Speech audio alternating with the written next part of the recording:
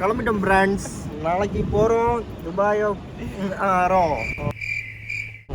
வண்டியில் ஏறி உட்காந்தாச்சு. நீங்கள் பார்த்த வண்டி தான் ஹயாஸு 12 சீட்ரு. நாங்கள் ஃபஸ்ட்டு 5 பேர் வந்தாச்சு. இன்னும் நிறைய பேர் வரணும். எப்படி செய்கிறாருன்னு தெரியல.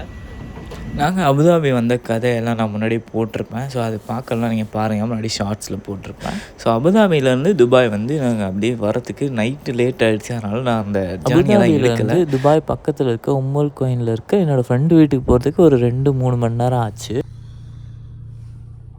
ஸோ இப்போ வந்து டேரெக்டாக ரூமில் இருந்து நாங்கள் ஈத் அன்னைக்கு வந்ததுனால தொலை தான் போகிறோம் இப்போது.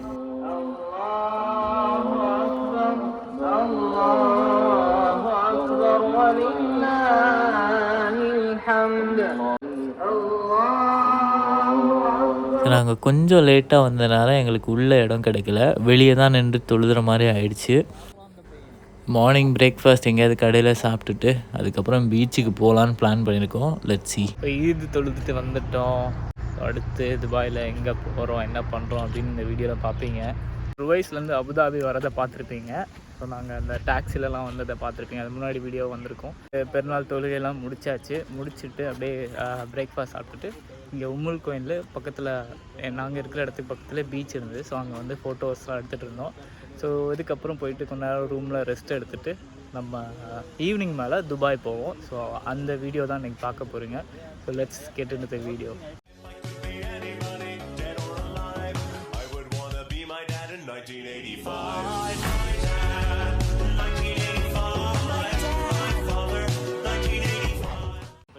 மதியம் சாப்பிட்றதுக்கு என்ன பண்ணலாம்னு யோசிச்சுட்டு இருந்தப்போ பக்கத்தில் வந்து அல்நூர் பப்ளிக் கிச்சன் அப்படின்ட்டு ஒன்று இருந்தது.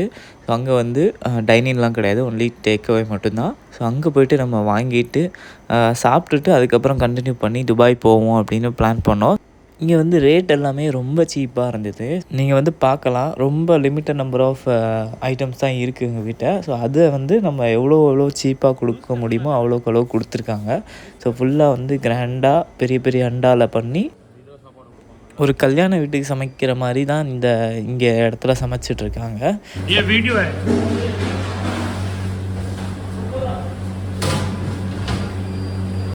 ஸோ இந்த ஒரு அல்நூர் பப்ளிக் கிச்சன் வந்து ஃபுல்லாக பாகிஸ்தானிஸ் தான் ஒர்க் பண்ணியிருந்தாங்க. மேபி பாகிஸ்தானிஸ் கூட ஓனராக இருக்கலாம், தெரியல எனக்கு. யூஏயில் வந்து நிறைய இடத்துல இந்த பப்ளிக் கிச்சன் அப்படின்ற ஒரு செயின் வந்து இருக்குது.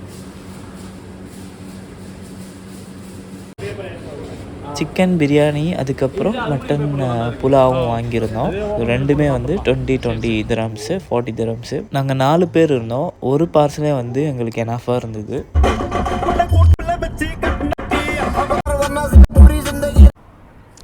வண்டி சேஞ்ச், பெரிய வண்டிக்கு மூவ் ஆகிறோம். Where are you going? I'm going to Dubai. நாங்கள் 4 பேர் போகிறதா தான் பிளானு. பட் லாஸ்ட் மினிட்ல எக்ஸ்ட்ரா ஒரு ஆள் வர மாதிரி இருந்தது. ஸோ அதனால் பெரிய காருக்கு மூவ் ஆகிட்டோம். இதில் வந்து 5 பேர் உட்காந்துருக்கோம் இப்போது. ஸோ நாங்கள் உம்முல் கோயின் அப்புறம் துபாயோட பார்டரில் இருந்து இப்போ துபாய்க்கு சிட்டிக்கு போகிறோம். ஸோ அதை தான் பார்த்துட்ருக்கீங்க நீங்கள். இங்கேருந்து பார்த்தாலே உங்களுக்கு தெரியும்.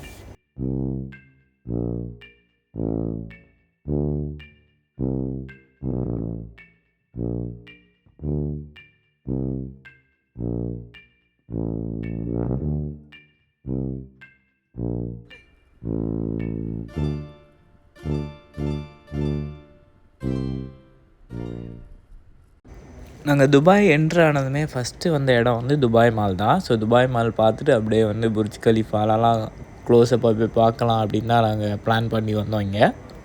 இன்றைக்கி இதுன்றதுனால கார் பார்க்கிங்லாம் ஃப்ரீயாக தான் இருந்தது. ஸோ காரை பார்க் பண்ணிவிட்டு துபாய் மாலில் என்ட்ரு ஆகிட்டோம்.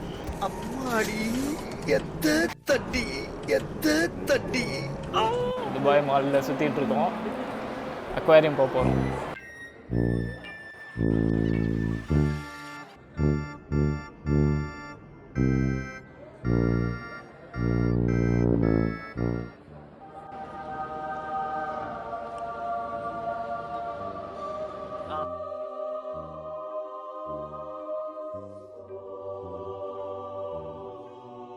ஸோ இந்த அக்வாரியமில் நம்ம டனலில் போய் பார்க்குற மாதிரியும் இருந்தது. அதுக்கப்புறம் தண்ணிக்குள்ளே இறங்கி பார்க்குற மாதிரியான ஆப்ஷனும் இருந்தது. பட் அதுக்கெலாம் நாங்கள் போகலை.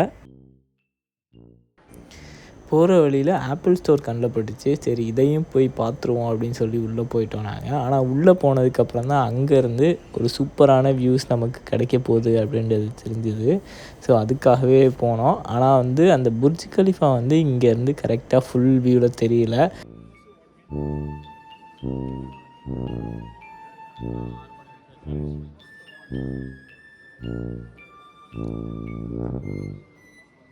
அப்படியே ஆப்பிள் ஸ்டோர்லேருந்து வெளியே வந்து வியூஸ் பார்க்கும்போது சூப்பராக இருந்தது. ஸோ இங்கேருந்து நம்ம புர்ஜ் கலிஃபாவை ஃபுல்லாக பார்க்க முடியுது. ஸோ பார்த்துட்டே இருக்கும்போது அந்த ஃபவுண்டைன் ஷோவும் ஸ்டார்ட் பண்ணிட்டாங்க. ஸோ எவ்ரி ½ அன் ஹவருக்கு இந்த ஷோ நடக்குமா.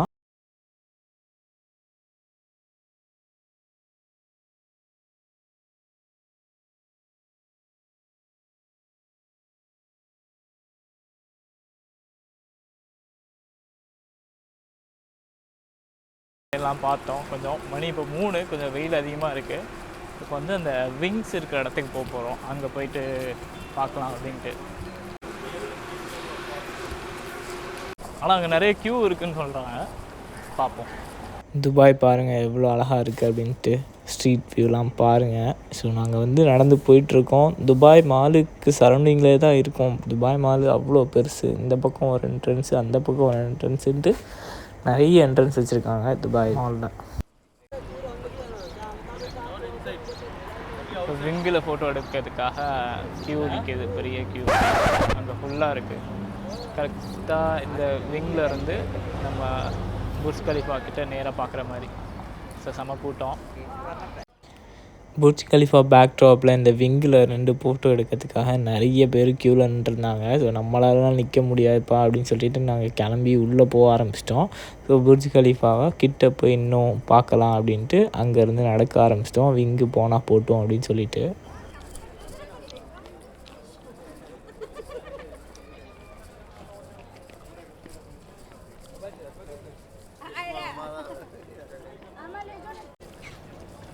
ரொம்ப பக்கத்தில் இருக்கோம். இதுக்கும் பக்கத்தில் போயிட்டு ஃபோட்டோ எடுக்கணும். புர்ஜ் கலிஃபாவை நோக்கி நடக்க ஆரம்பிச்சிட்டோம். நிறைய பேர் இந்த பிரிட்ஜில் நின்று ஃபோட்டோ எடுத்துகிட்டு இருந்தாங்க. சரி நாமளும் 2-3 ஃபோட்டோ எடுப்போம்னு சொல்லி எடுத்துகிட்டு இருந்தோம் கொஞ்சம் நேரம். நல்லாவே வந்தது ஃபோட்டோஸ்லாம். ஸோ அந்த புர்ஜ் கலிஃபா பேக் ட்ராப்பில் எங்கே நின்று எடுத்தாலுமே வந்து சூப்பராக தாங்க தெரியுது. இன்றைக்கி லீவுன்றதுனால நிறைய கூட்டம் வந்தது. நிறைய இந்தியன்ஸ் அண்ட் பாகிஸ்தானிஸ் தான் கண்ணில் பட்டாங்க மற்ற கண்ட்ரீஸ்லேருந்து வர்றவங்கள விட. ஸோ பாருங்கள் இந்த இடம் தான் ரொம்ப அழகாக இருந்தது இந்த மொத்த இதுலேயுமே புர்ஜ் கலிஃபாவுக்கு அடுத்து. ஸோ அந்த புர்ஜ் கலிஃபா பக்கத்தில் இந்த கர்வான ஆடிட்டோரியம், அப்புறம் நடுவில் இந்த சின்ன பார்க் மாதிரி செட்டப் அப்படின்னு சொல்லிட்டு இந்த மொத்த ஏரியாவுமே சூப்பராக இருந்தது பார்க்கும்போது. புர்ஜ் கலிஃபாக்குள்ளே போகலான்னு பிளான் பண்ணோம், பட் விடலை எங்களை. கிட்ட போகலான்னு பார்த்தோம், உள்ளே பிளாக் பண்ணியிருக்காங்க அந்த ஆக்சஸை. சரி எதுக்கு நம்ம போயிட்டு அப்படின்னு ட்ரை பண்ணல. இங்கேருந்தே அப்படியே கிளம்ப போகிறோம் ஃபோட்டோஸ்லாம் எடுத்துகிட்டு. நான் முன்னாடியே சொன்ன மாதிரி நிறைய பேர் வந்து ஈத் ஹாலிடேனால் வந்திருந்தாங்க. பேச்சுலர்ஸ் வந்து அதில் ரொம்ப அதிகம். ஸோ அதனால் பேச்சுலர்ஸ்க்கு நிறைய இடம் வந்து ரெஸ்ட்ரிக்ட் பண்ணாங்க போகிறதுக்கு. நாங்கள் வந்த வழிக்கிலே எங்களை வந்து விடாமல் டைவர்ஷன் எடுக்க வச்சாங்க. வேறு ரூட்டில் தான் போய் காரெல்லாம் எடுத்தோம். ஸோ புர்ஜ் கலிஃபா அதுக்கப்புறம் துபாய் மால்லாம் பார்த்ததுக்கப்புறம் நாங்கள் ஃப்யூச்சர் மியூசியம் தான் போக போகிறோம்.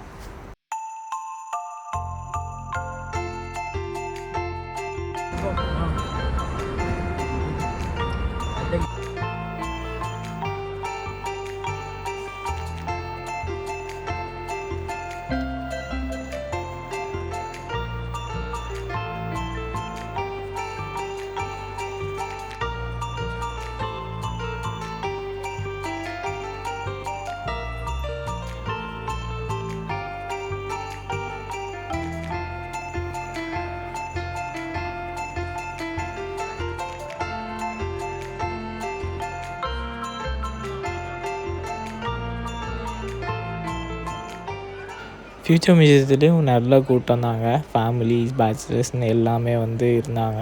ஸோ ஒரு கட்டத்துக்கு மேலே பேச்சுலர்ஸ்க்கும் இங்கேயும் என்ட்ரி ரெஸ்ட்ரிக்ட் பண்ணியிருந்தாங்க. ஸோ சில இடத்துக்கு போகிறதுக்கு வந்து பே பண்ணி போகிற மாதிரி இருந்தது ஃப்யூச்சர் மியூசியம்குள்ளே. சில இடம் வந்து நம்ம ஃப்ரீயாகவே ஆக்சஸ் பண்ணலாம். நாங்கள் வந்து எதுவுமே அந்த ஆக்டிவிட்டிலாம் இன்வால்வ் ஆகலை. ஜஸ்ட்டு போய் பார்த்துட்டு மற்ற இடத்தெல்லாம் சொவனியர்ஸ்லாம் பார்த்துட்டு வந்துட்டோம் அங்கேருந்து.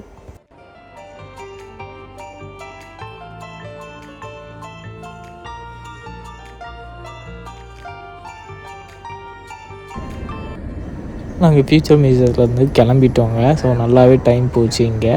ஸோ ரொம்ப நேரமாக தூங்காதனால வந்து நாங்கள் சீக்கிரமாகவே கிளம்ப வேண்டியதாகிடுச்சு. ஸோ வீட்டுக்கு போய்ட்டு நல்லா ரெஸ்ட் எடுத்துகிட்டு நாளைக்கு வேறு ஒரு இடத்துக்கு போகிறோம் துபாயிலேயே. ஸோ அது என்ன அப்படின்னு தெரிஞ்சுக்கிறதுக்கு ஸ்டே டியூன்டாக இருங்க.